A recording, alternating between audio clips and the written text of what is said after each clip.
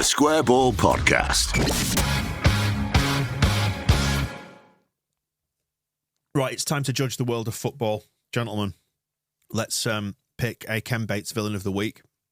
Let's pick a Gaetano Berardi hero of the week as well as we assemble our jury, which is us three, by the way.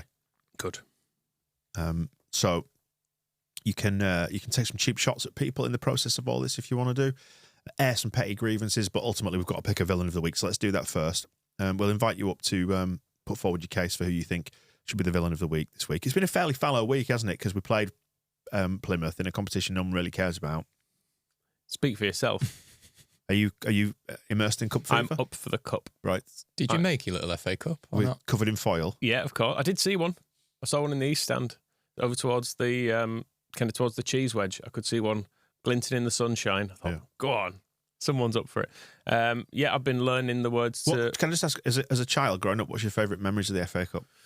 Oh, so many good ones. Was it the shape of the cup? Was it that? It was the shape of the cup, yeah. The shape of the cup and losing to Wolves. Yeah.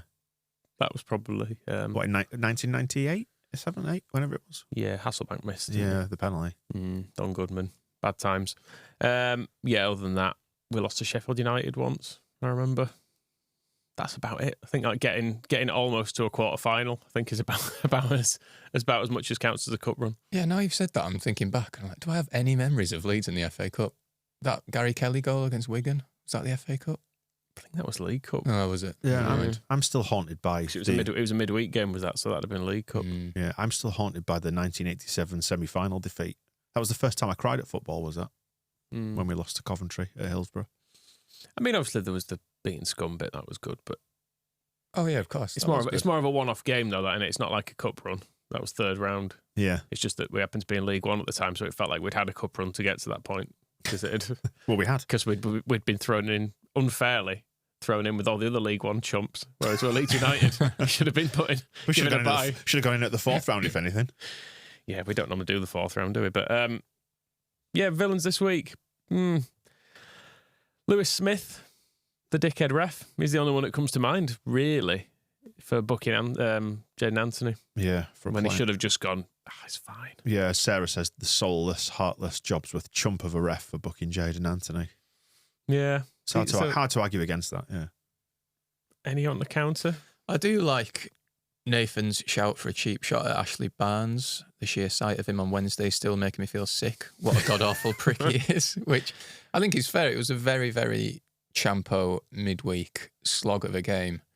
And just when you think, well, we're getting through it, we're going to win, it's fine. Here's Ashley Barnes. Ashley Barnes comes on, and I'd completely forgot he played for them. And you just go, oh, for fuck's sake. Exactly the same. Like, it's Ashley Barnes. Yeah, who's he going to assault now? But whatever, I don't know. It is a cheap shot. He seemed like less of an knobhead, though. I feel like for Burnley, he was maybe fired up by Deitch. And he was like, just go out there and boot him. How would that have sounded? God, fucking fuck him up. Kick some fucker. Something like that, I just said to him. Yeah. Whereas, I don't know. It feels like he's taken the edges off him a bit as going to Norwich. Are we enjoying... They're a nice family club, aren't they? Yeah. So, are we enjoying Everton being in the bottom three?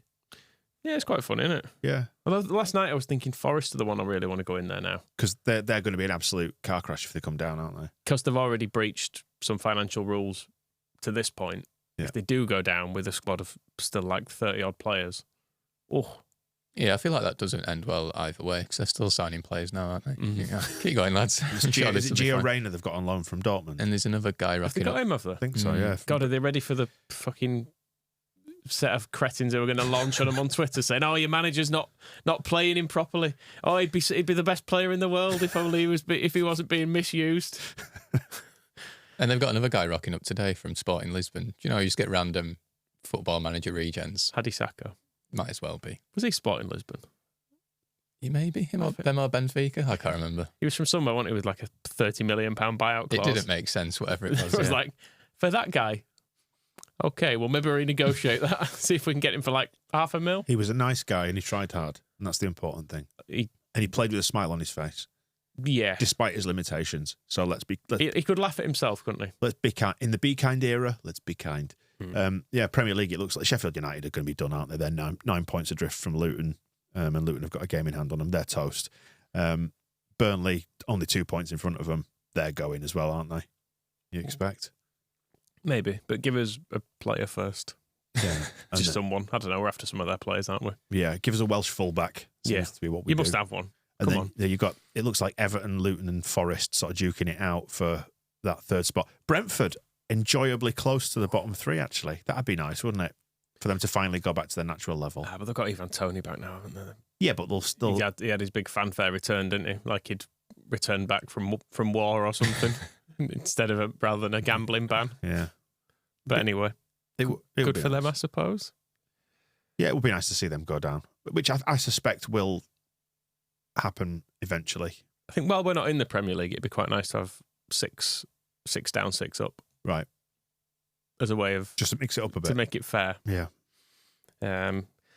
Yeah, no other grievances really. You get one for you and Phil. I think I was on this one too, but I'm blaming you and Phil for speaking the replay into existence. Yeah. Because I think you entitled the episode something like No "No replay, replay, please." Yeah. But that's what everyone was thinking. It's your fault. Shoot me down for saying what everyone was thinking. Are we going to throw Scott Gardner and Stuart Downing under the bus? Mm-hmm. Hound them out? 2 games since they've been appointed under 21s coaches. And we've had a 7-0 defeat at home, followed by 3-1 defeat at home. So, as Jesse Marsh would say, it is trending upwards, I guess. It is, but 10 goals conceded in 2 games. If you look at the data, though, what the data's suggesting, as Rob says. Yeah. I heard Scott Gardner's going to do a masterclass on that 3-1 defeat. Say it was better than the other one. You didn't see it. They were 3 down at half time, so we won that second half. Well deserved. You win the second half, don't you? That's a big thing. Just a masterclass on the second half, probably. Yeah. But wasn't there a first half? Don't worry about that. Don't worry about that. Don't worry about that. I mean, Willie Nonto gets a nomination just for looking like it from Tom saying because he looks like he can't be asked. He looked very sad on the bench, though. You've written about that, Rob. I have, yes. There was a very predictable reply to a photo of it on Twitter saying he's a lazy rat pretending he cares. And I sort of think it's an awful lot of effort to go to if you are a lazy rat who doesn't care, like just sort of quietly sobbing on the bench. So yeah, I would suggest he does care. He's just not playing very well, which is kind of what I wrote on the blog as well. I find it a bit... Nobody wants a sad Willie. Yes, exactly. I mean, yeah, I basically wrote something to justify that headline. Yeah. But yeah, I was kind of writing in that blog how I find it a bit strange how whenever someone doesn't play well, there's a lot of like searching online for like a real theory of why he isn't playing well. And you just think, well, maybe he's just not playing well. I know it's the boring explanation, but it does happen quite a lot. And maybe he was crying on the bench because it had got to the point where Pat Bamford is the one consoling him. You think, bloody hell. He's very young as well, isn't he? Exactly, yeah. He is. He's a mere boy. And I mean, admittedly, he was a boy who did try to force an exit in the summer, which I suppose you live with the consequences of that, don't you? That having that happened, it does mean people will go, he's still not bothered. Yeah. I mean, that's one of the things that a bit of life experience teaches you, doesn't it? When you become a wizened, cynical, middle-aged man, is that you look at it and you think, he's going to regret that. Or the impetuousness of youth. Or he could have got a Premier League move and it'd have been like, he's going to regret that. Yeah. Big pay rise. Well, pass him on the way up. Yeah. But anyway, let's see how it goes. He's going to get another run out at Plymouth, isn't he? Probably. I was going to say, as Phil has theorised too, that it looks like he's heading towards getting a new contract. So if they get that one nailed down, maybe that's the reset that he needs, and it takes away some of the uncertainty that surrounded the last 6 months, entirely created by himself and/or his agent. So yeah, we shall see. He's been playing on the right this year as well, hasn't he? Mainly, whereas last year he was cutting in from the left, wasn't he? Which maybe is not great for him. I don't know. Yeah, but his problem is his Bezzy's in the way, isn't it? Somerville, in the way of him. So, and then Anthony was on that side and scored maybe goal of the season. Are we just forgetting Pat Bamford's goal? Oh yeah, Pat Bamford's goal. But that was in the cup, so it didn't count. Oh yeah. Oh, but hang on. Yeah, sorry, Pat. Yours was the best. Right. Anything else we want to mention? And Jurgen Klopp gets mentioned by Tony. Yeah, I mean, do you see the picture that's been doing the rounds? It's the photo from Princess Diana's funeral of Elton John playing the piano, and the picture frame has replaced Jurgen Klopp instead of Princess Diana. I mean, I know we all got very upset about Marcelo Bielsa I was going to say, leaving. So we need. Are we? We're on very shaky ground. Is this glass houses? We spend at least half an hour a week talking about Bielsa. So I understand their attachment to Jurgen Klopp. I don't know. Is it just that they tend to do like psychodrama better than anybody else? I don't know.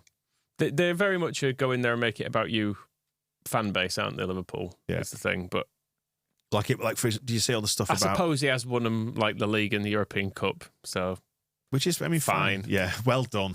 Enjoy your trophies. It was like the thing about bloody poor Sven-Göran Eriksson, who's obviously terminally ill, and the Liverpool fans again making it about them. I said he once expressed a desire to manage Liverpool, so let's give him the chance to manage Liverpool in this end of season friendly. Where it's like, no, lads, it's not about you. Give him the job now.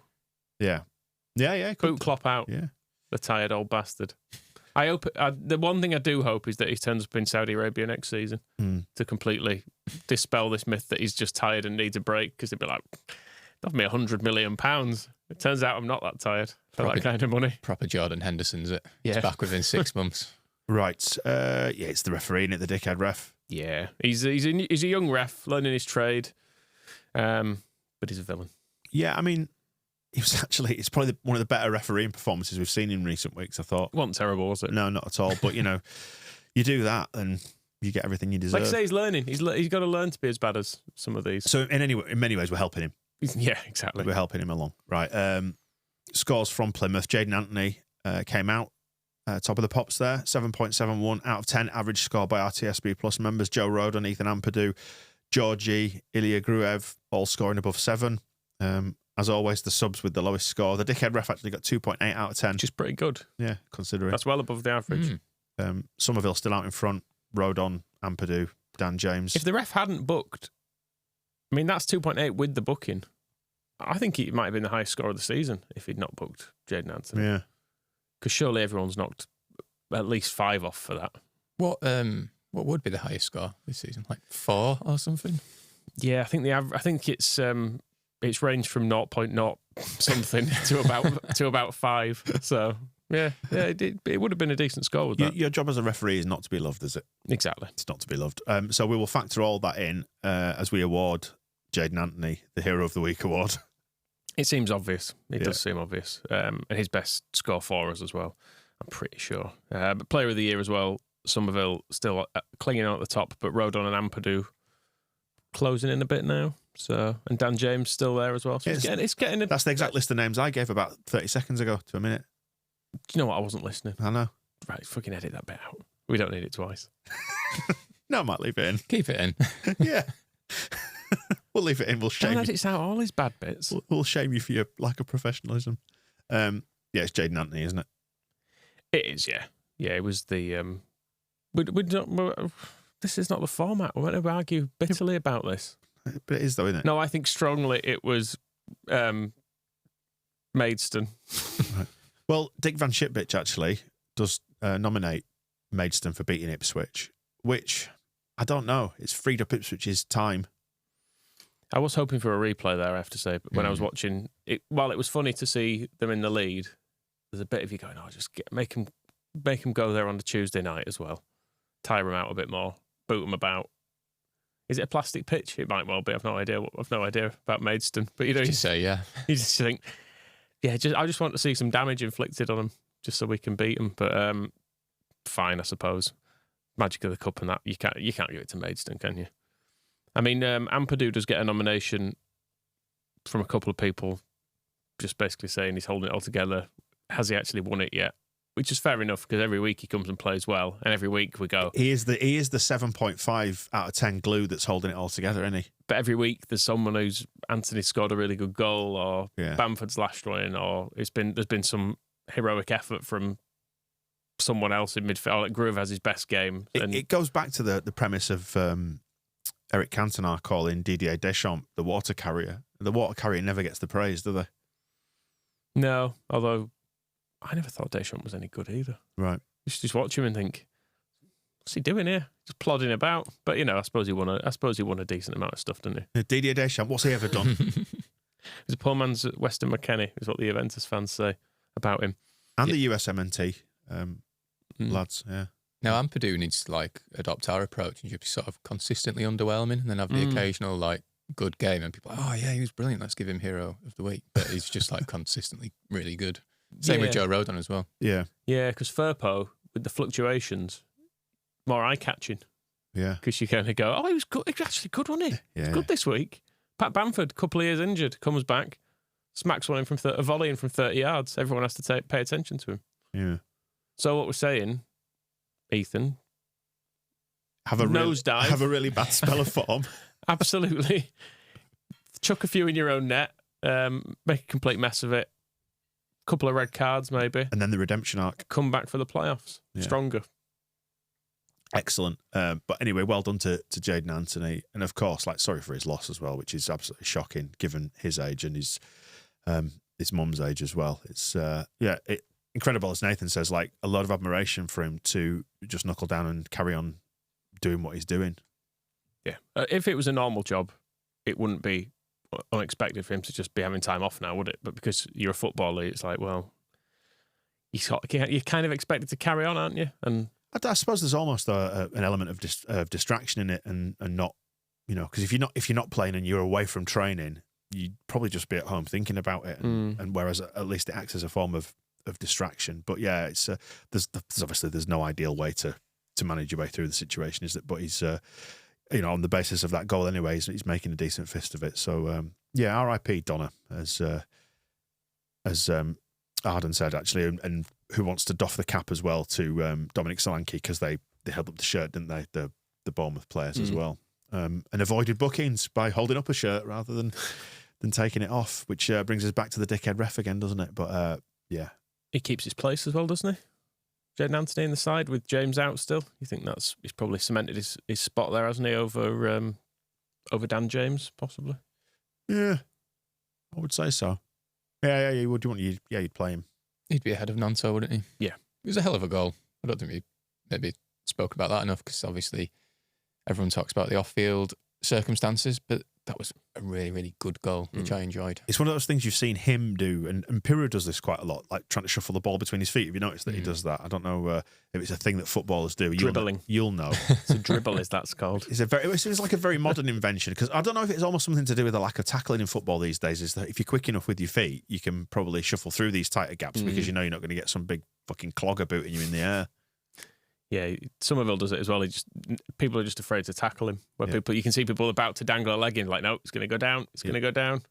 So yeah, it was a great goal. Yeah, great goal. And as Mal says, a magnificent goal in dire times for the young man. So congratulations, doff of the cap, full respect, formal commendation, and the Gaetano Berardi Hero of the Week. You can have the lot, Jaidon Anthony, and hopefully his good form continues in the next game.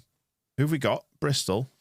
Right, well, we'll preview that with Phil. I think we're going to go. Should we go a day early on all this because of the stupid Friday night fixture?